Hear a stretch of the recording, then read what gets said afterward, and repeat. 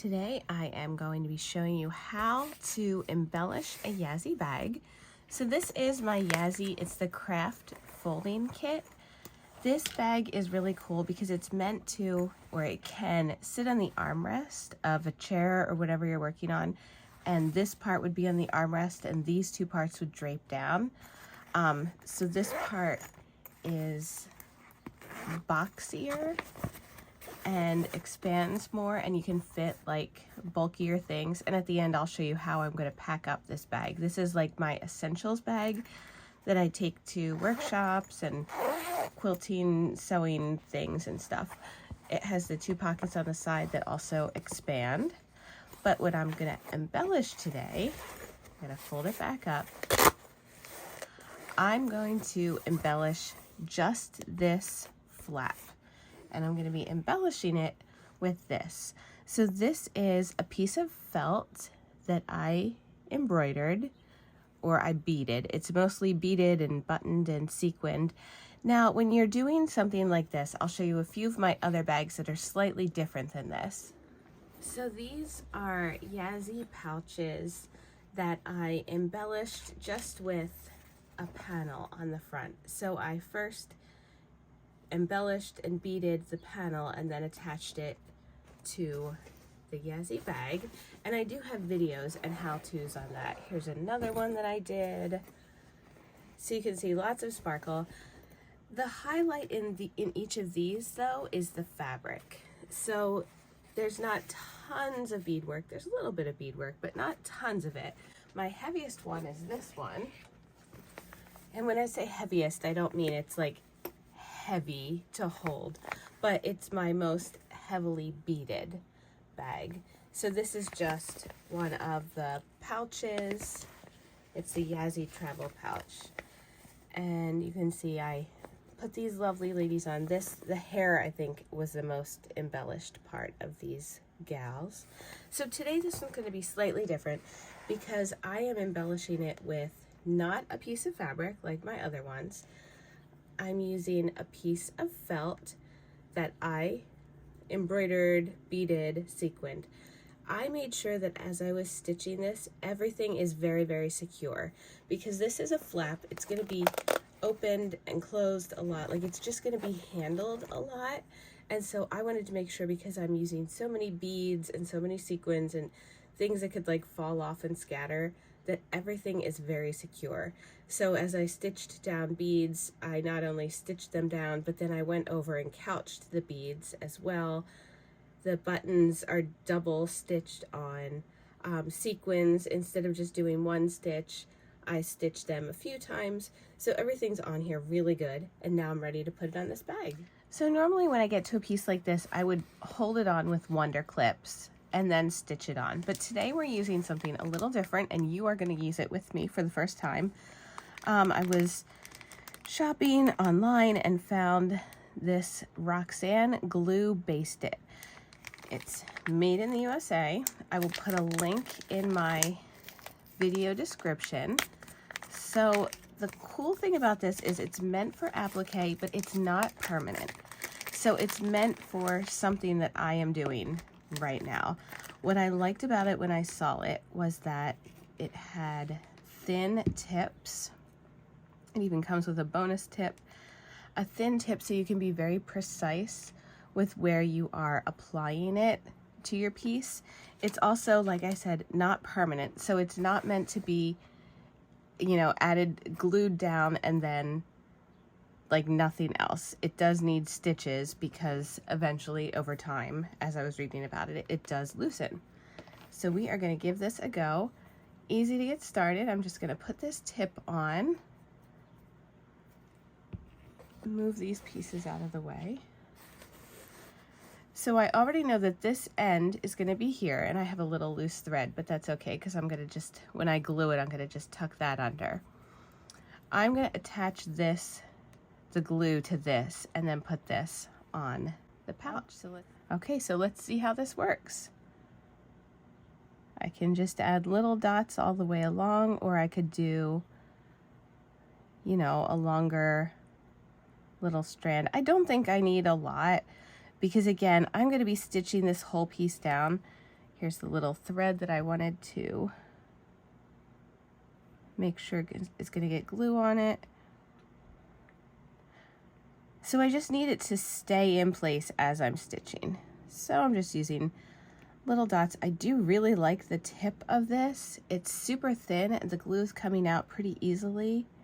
It looks like this little piece is included if this gets, you know, jammed up with glue. You can unstick it that way. And maybe we'll just put a few in the middle. So I barely used any glue with this. Hopefully it will do what I need it to do. I'm going to unvelcro this piece and work on it this way. And let's see. Yes, I just wanted to make sure. I knew as I was stitching it down, I had this sequin near the top and I had the feathers or the leaves pointed facing down. So I'm just wanting to center it on my piece. I'm just going to press it in place. I'm going to let it sit for just a few minutes to dry, and then I'm going to get my thread and needle and be back to stitch it on. Okay, here we go. Let's flip it upside down. It's been drying for about 10 minutes. Look at that. It's not falling off. It is perfectly secured without any clips. So my first impressions of this is that it is awesome and definitely something that I'm going to be using for stuff like this, which I do a lot. I do a lot of little bits of applique, and sometimes I'll just use like a glue stick. Sometimes I'll just dab a little like Elmer's glue on my finger and hope that things hold it in place. But this is how quickly this stayed and how firm it feels is exciting for knowing what I'm going to use it for in the future. So now I'm going to stitch this down. I am using, this is Wonderful Specialty Threads. It's the fruity thread. This is a variegated yellow. I don't know if you can see it, but it like goes from yellows to whites. Really pretty. I'm using the same color thread as what I embroidered. I had thought about using a thread that more closely matched the bag, but I really want the threads to blend in with what I've already stitched. I want, if you're going to see thread, which you will because I'm doing like a blanket stitch, I want it to be the same color thread as my embroidery here. So I have just threaded this, and I'm going to start up at the top, and I'm going to take my needle through the back of just my work, just so I can tuck the end of my thread behind. Now, if your needle gets like gummy at all as you're working on this, and I really don't know how this is going to work, but because it's like a glue of some sort, there is a possibility that your needle's gonna, you know, get that glue on it. I think it's gonna be easy enough to just wipe it off of your needle, so don't worry about that. And so now I'm just gonna take a tiny stitch through my embellishment and then through the bag. Now, as I'm making these stitches, I'm going through a little bit of the bag. I'm not going through the back flap at all. And I'm gonna pull my needle through. That little end will get tucked under there as I do this stitch all the way around. And now that I've started it, I'm just going to keep my stitches equally spaced all the way through.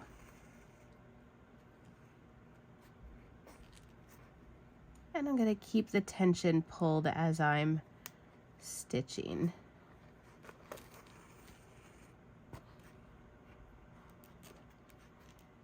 So you see, after I pull it through, I just give it a little tug, and then my thumb is holding the tension of that thread.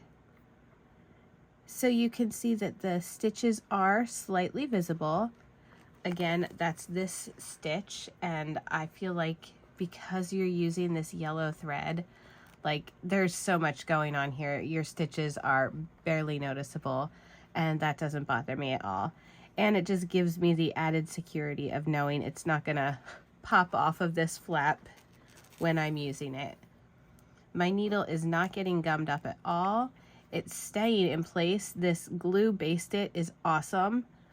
If I were using Wonder Clips, which Wonder Clips have their place and I use them a lot, but Wonder Clips, as you're stitching something like this, it does get to be a little tricky because your thread is not only getting caught on the buttons and sequins that you have stitched here, but it's also getting caught on your Wonder Clips. So it's just a very fiddly sort of process. And I don't have to worry about that now. So 10 out of 10, highly recommend already. I'm going to keep stitching this and then I'll show you what it looks like when it's done. And I'll show you what I pack up, my essentials for a workshop or a stitching retreat.